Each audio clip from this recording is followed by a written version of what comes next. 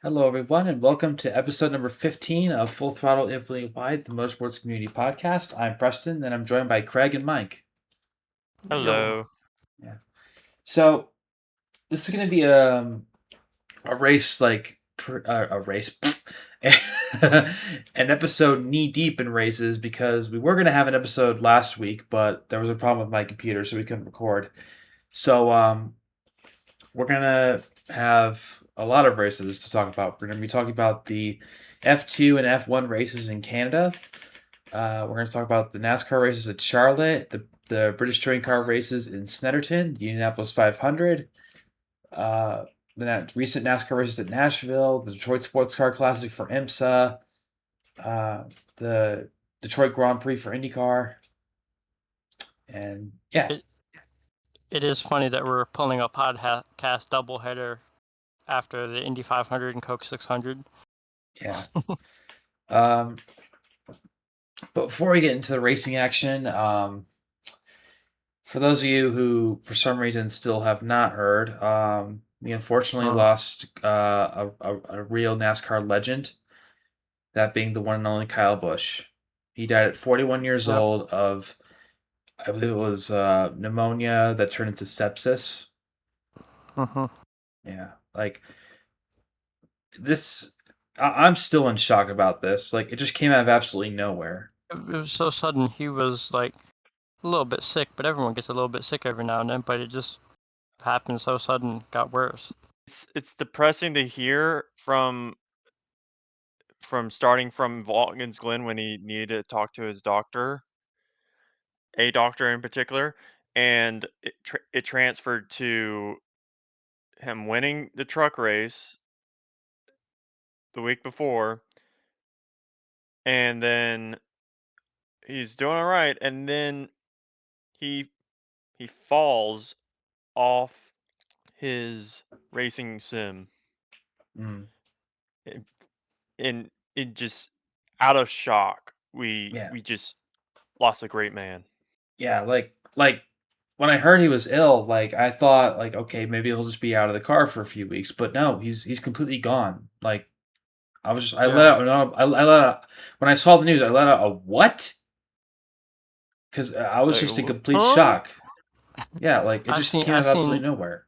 someone sent a picture to me of like the rest in peace date, and I was like, Yeah. nah, you're joking. Stop fucking with me. You know. Sorry for the Yeah. language, but no, it turned out to be real. Mm.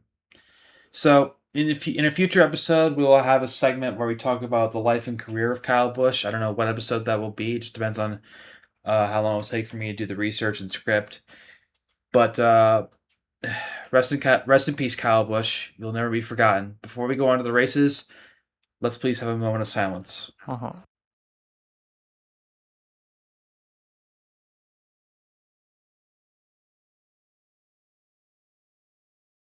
right, thank you. So, let's start off with the F2 sprint race in Canada. This race was won by Noel Leon from Italy, or from Mexico, I should say. My bad. I misread the flag. I saw like the green, white, and red, but I forgot about the little symbol on the white stripe. So yeah, my bad. Um,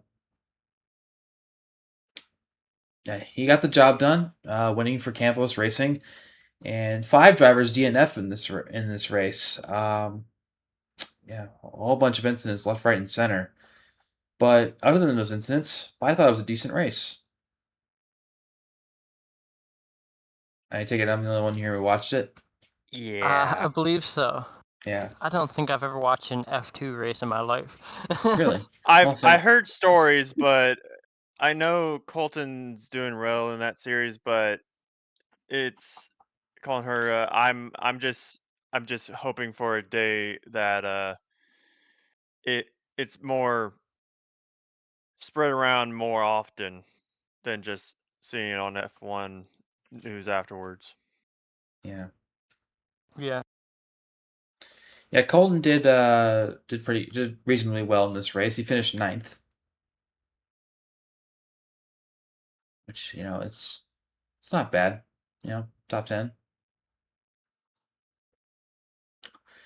So with that out of the way, let's go to the F1 sprint race.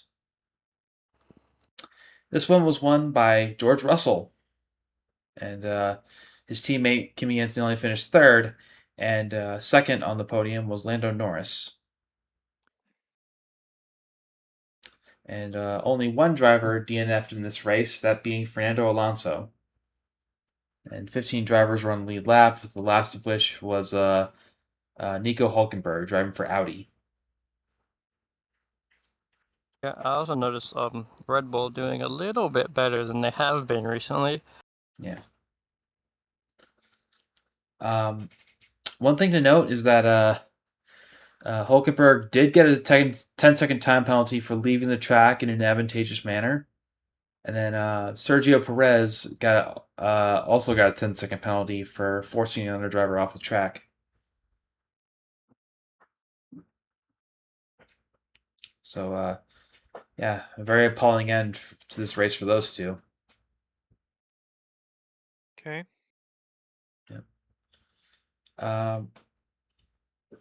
Let's move on to the NASCAR Rally Auto Parts Series race at Charlotte. I thought trucks was first. It was supposed to be the truck race before this race, but we'll get to that in a little bit. This race was won by Ross Chastain, and this race was actually ended early because of rain. Yeah, only Mother 91 Nature laps took its course. I can't believe it. Yep, 91 laps were completed. That's getting close for the shortest NASCAR race. Yeah, not quite there, but. But wait, there's more. But I was gonna say was like despite the appalling end, I thought it was a decent race, wouldn't you say? Yeah. I mean, I did love how he did the Kyle Busch bow in victory lane. Yep. That was nice. Yeah. I'm glad he somehow repeated from last year. Mm-hmm.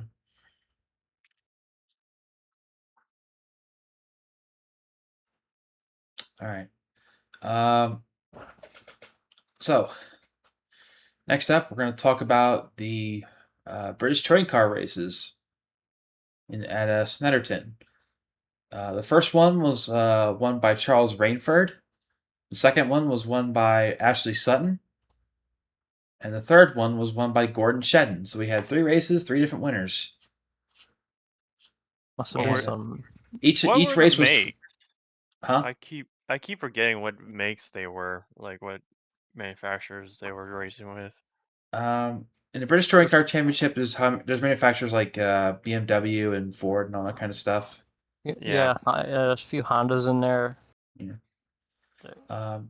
Each race was scheduled for 12 laps, and none of them went past their scheduled distance. It was pretty clean racing for the most part. I mean, in the second race, Tom Ingram DNF'd after completing 9 laps. But in the third race, all 21 cars finished on the lead lap. And I don't know about you, but I think like British touring car racing today is still really fun to watch. And if you have the money, if you're in America and you definitely have the money, definitely get a Razor Plus subscription and watch this series. You won't regret it.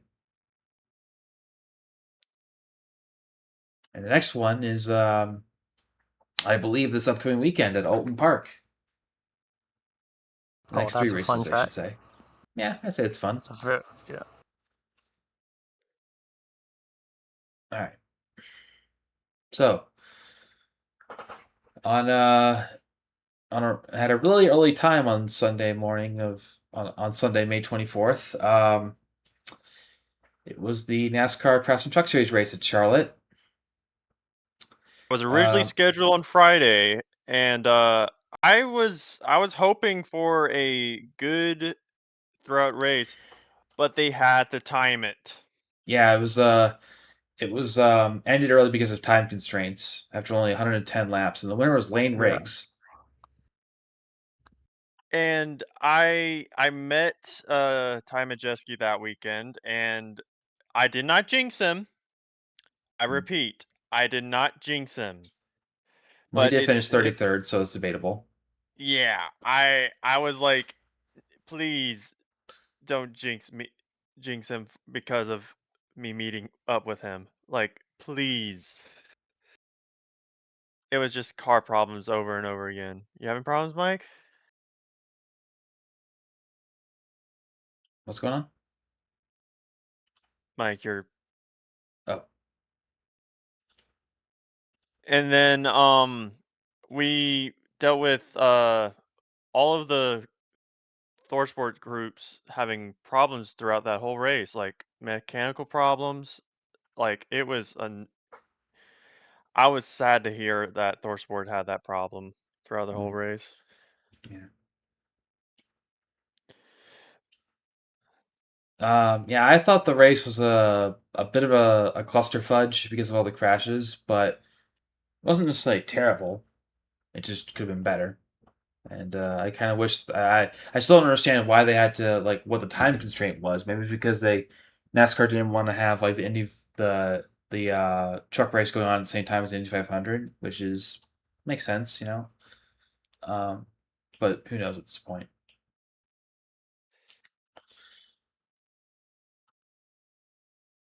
With So that in mind, let's let's go to move on. Indy. Yeah, let's go to the greatest race in America. At least what some people say.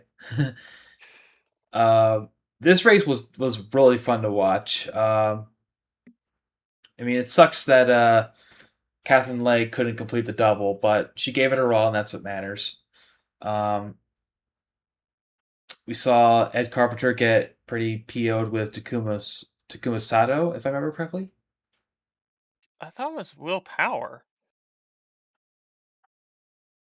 I Nah, thought it I was think Will Power originally, but it no. turned out to be Sato. Yeah, and it looked like David Malukas was going to get the win, but in the end, it was Felix Rosenquist with a last-minute slingshot. By side teammates with Armstrong Yeah, Oh, it was the closest finishing finish out the in Indy 500 podium. history. Yay. sorry about that. I'm using a wireless headset. My battery died. Oh, Apologies for Mike's headphones. yeah, that's technical difficulties. But you guys thought the Indy 500 was fun to watch this year, right? It was. I actually liked how their how all that fuel plan, the strategies and all that. I thought Malukas was gonna definitely win this at the end and catch Mhm. up to Rosenquist and Award. Yeah, I mean, like Malukas was really emotional when he finished second, and honestly, I don't blame him. I'd be emotional too if that was me.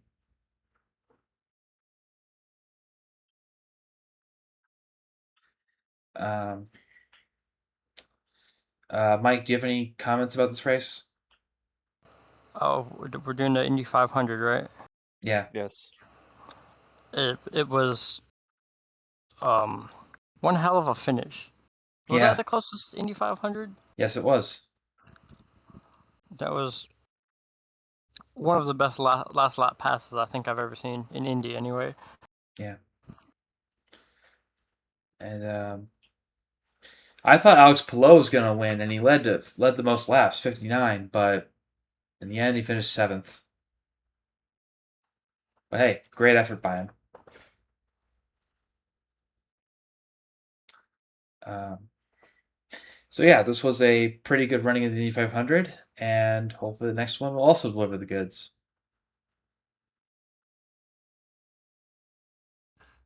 Yeah. Um, also, I know we're kind of going out of order here, but let's talk about the F2 feature race. This one was won by, and hopefully I pronounce this right, Martinus Martinius Stenshorn. I'm really sorry if I mispronounced that. Uh, and where did Leon finished 10th in this race? No, Leon, the sprint race winner, went from first to 10th. Now, this race was just utter chaos, as evidenced by the number of drivers that DNF'd. That being, let's see, looking at the list here, it looks like 7 of them DNF'd, and one of them was 3 laps down. So, kind of sucks this wasn't the cleanest of races, but hey, what can you do? And Colton Herta went from finishing 9th in the sprint race to 7th in the feature race.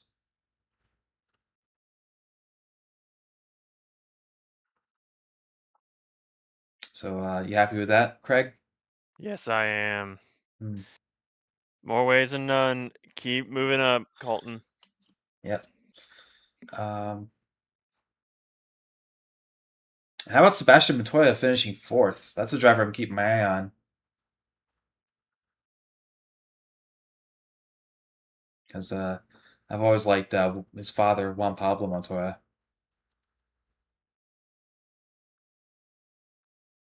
And if Sebastian ever does come to F1, I wonder what team he'll drive for. But hey, we'll find out when the time comes, right? Yep. Yep. All right. So, with that out of the way, let's get to the F1 Grand Prix in Canada. And Kimi Antonelli won yet again, with Lewis Hamilton and Max Verstappen joining him on the podium. This race was interesting. Yeah, very much Even though so. it was dominated by Russell, it just went downhill from lap 34. Just right when we thought it was gonna be all Russell's. Russell had a problem with his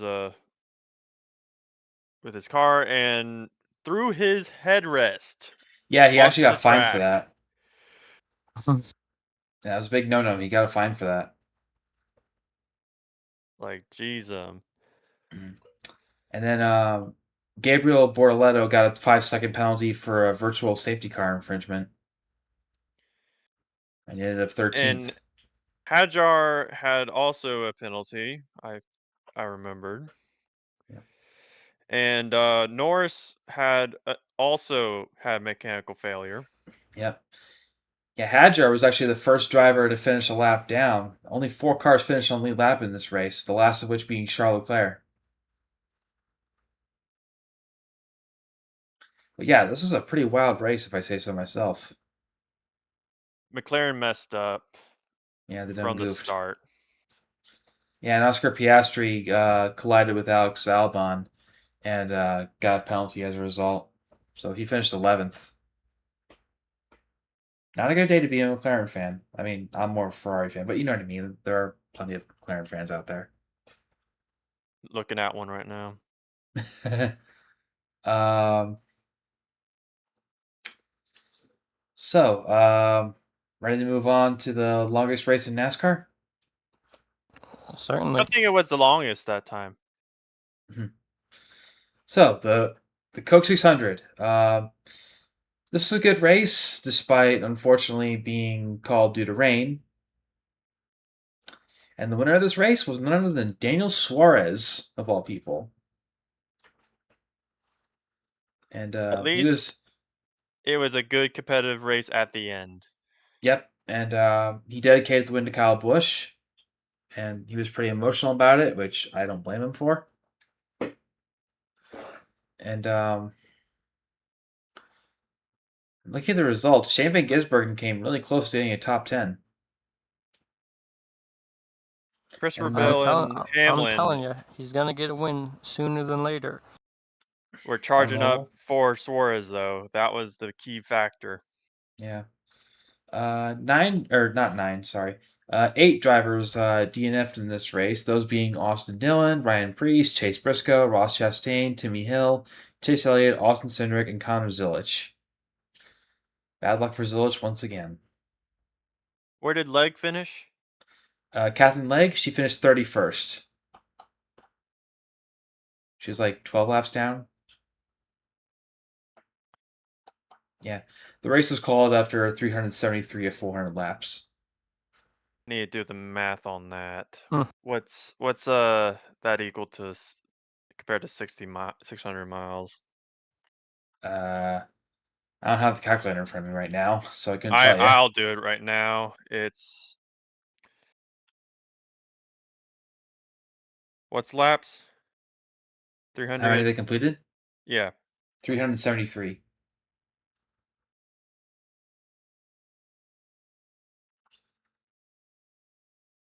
almost 560 laps You mean miles? or miles. Sorry. Yeah. So you did it right. You did 373 divided by 400, right? Or No, no, I it was. just times it by 1.5. Oh, why did I think of that? I'm stupid. I haven't had enough caffeine today. Um, but yeah, it was a pretty good aside from the obvious thing, it was a pretty good week in racing. It's like despite the F1 and F2 things being at Canada instead of Monaco, which we're used to, a lot of which we're all used to, right? Well, technically, Leg can actually go to Monaco then and do the triple. If you think about it, if she wanted to, Yeah, but no, Catherine it's Legg not in F. possible. I don't know if Catherine Legg will ever race in F1, but it, anything can happen in the world of racing. Yeah, like All right. we saw that weekend. Like I still can't believe we lost a good friend. Mhm. All right. Mm. So, ready to move on to the next week of racing? Yes. All right. So, we start off with the NASCAR Craftsman Truck Series race at Nashville Superspeedway. And guess what? Lane Riggs won again. I mean, I didn't get to see this race in full because I fell asleep I because I had got work the next this. morning. What, you got this? Yeah. It was at the start, all lane rigs, and then pit strategy came into play through a lot of cautions. Yeah. All of those cautions kept Roger Garuth and Chastain in the hunt. With every caution it happened, it was costing Riggs to slowly move himself up to lead. But if Raja just kept on blocking, he could have repeated from last year at Nashville. And Chastain had fun there as well after winning this race in 2020. Was it 3 or what year was Chastain winning here? I'm trying to remember what year Chastain won here in Cup. But Yeah, I think it but was 2023, but I could be mistaken. yeah, but this was Hmm. Keely a good back-to-back victories for Riggs, even though the first week was shortened. Yeah. A win's a win, dude. Yep. um, yeah. So, I mean, I didn't get to see all of it, like I mentioned, but from what I did see, fun race. Now, let's move on to a race I did actually see in full, that being the Detroit Sports Car Classic for the WeatherTech Sports Car Championship. And you guys watch this one? No, Lame. I know. uh, I the wanted to, but I winners, didn't have the time. the overall winners of this race were Jack Aitken and Earl Bamber. And I thought it was a pretty good. I thought it was a pretty good race. Not a lot of full course yellows. I mean, we did have an early full course yellow for debris, but it's not the end of the world. And at one point, I think, if I remember correctly, one of the Porsches went to the barriers with like 15 minutes left in the race, and that set up like a few minutes shootout. And yeah, a lot of people give Detroit crap for being like a really narrow street circuit, but I think it produces some good racing.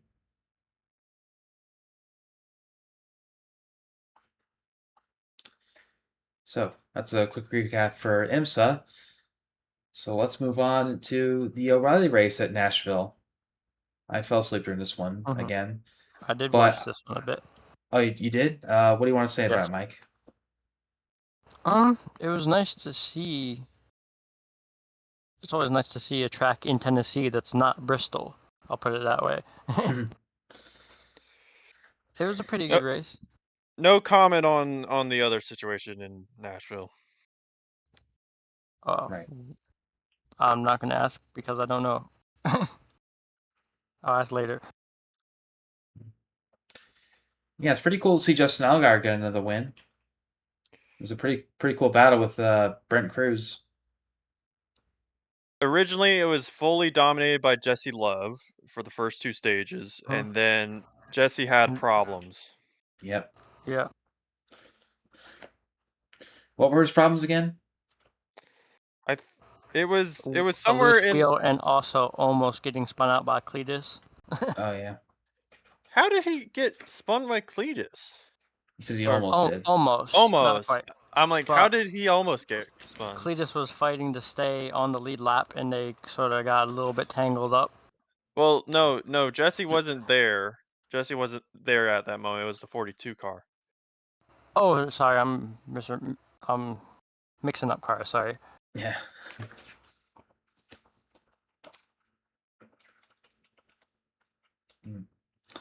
Um, and to Sunburst's hopefully happiness, Kyle Larson finished 8th, top 10 for his boy. I was hoping for a repeat from Texas, but Allgaier got the best of all of the racers that day, and we'll see how Allgaier does the rest of the season. Yep. I'd kind of like to see Allgaier in Cup again at one point, but that's a can of worms for another time. Don't worry, Preston. I'm with you tonight on lacking caffeine. Well, what do you mean? Just brain function. Yeah. So 2 races to go here in this episode. Let's get to the Detroit Grand Prix for IndyCar. And to probably nobody's surprise, the winner was Alex Palou. He got his 4th win of the season. And this race was a bit on the chaotic side. A bunch of crashes left, right, and center. The first car to DNF being Christian Rasmussen. And his teammate, Alexander Rossi, brushed the wall a little bit on the pace lap. I didn't expect that. And I think Rossi actually got 2 penalties in the race. So, not a good day for the Alexander Rossi crew. And then Graham Rahal finished 3rd, which honestly surprised me considering he got spun out. Right? Didn't Rahal get spun out at one point? Or am I thinking of somebody else?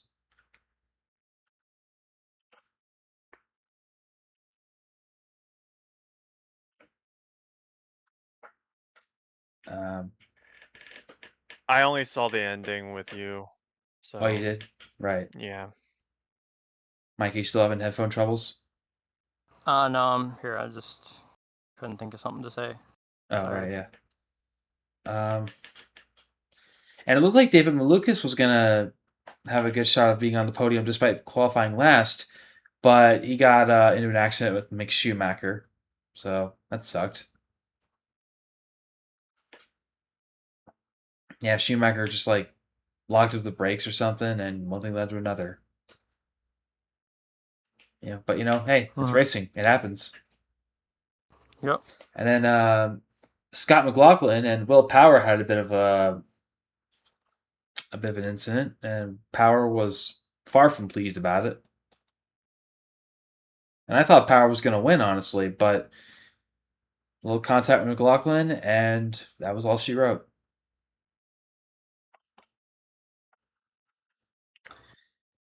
But despite all those incidents, and despite the the crap that people give the Detroit Street Circuit. I thought this was a pretty decent race. And yeah, not much more to say about that, really. So, one race to go, and that being the NASCAR Cup Series race at Nashville. Holy crap, was this a fun race to watch. And Denny Hamlin got the win.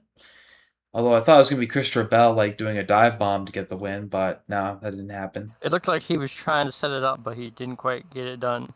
Yeah, it was pretty cool to see Joe Gibbs Racing get a 1-2-3 finish. Yep. Yeah, but they need to have a good conversation during the drivers' meeting in the Joe Gibbs camp. Yep. Oh, and to Cody's dismay, it was not a good day for the Trackhouse Racing fans. Although, the exception to that is that Shane Van Gisbergen finally finished in the top 5 on an oval. Thanks to Tyler Reddick and Chase Elliott wrecking each other.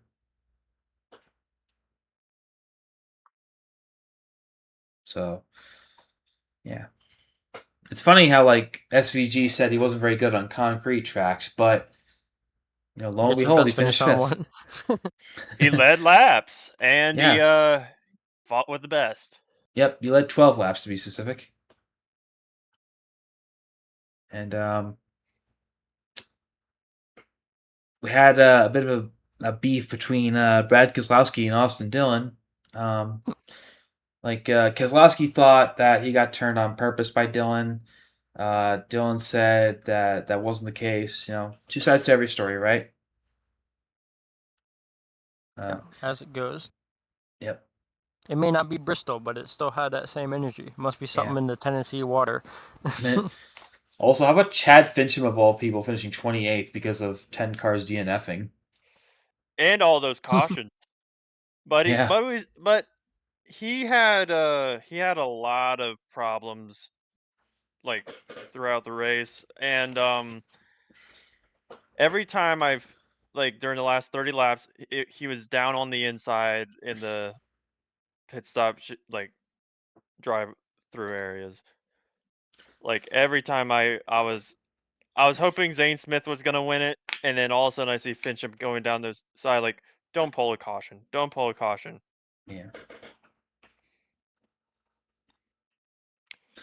But this race definitely shook up the chase standings a little bit. Denny Hamlin is catching up to Reddick slowly but surely. Yep. But like I said before, if Reddick wins the title, I will not be surprised because that guy is on absolute fire this year. So that's all the races done. I think we may as well call it here. What do you say? We covered a whole lot of races in just over half an hour. Yep. Man, it's only been half an hour. Yeah. Time. Well, I can't really say time flies because it's only been a half hour, but I don't really know where I was going with that. But just a quick note. I know it's not on your list, but did anyone else here see that silly Citroen race? No, I don't think I did. They had a bunch of little Citroen EVs racing around an oval speedway. It was hilarious. Yeah, I don't think I saw that. Maybe if there's a YouTube upload, I'll watch it. But the funny part is, instead of that, we could have said something about the Wiener 500. Oh yeah, we could have talked about the Wiener 500. That was fun. That was fun. The other meme race. I can't believe with what they got away with saying on TV. Yeah, I was about to say, it's amazing how they get a compilation of that. I was dying laughing. Yeah, I don't blame you. I was dying of laughter too. Well, not dying of laughter, but I was. The point is, I was laughing. Anyway, on that note, thank you very much for listening to the 15th episode of this motor racing podcast, and we look forward to recording the next one. Hopefully, you're looking forward to listening to it. And like I said before, we'll try to do a segment dedicated to Kyle Busch in terms of his life and career in racing, and we'll keep you posted on when that will be. So once again, thank you very much for listening, and have a good one.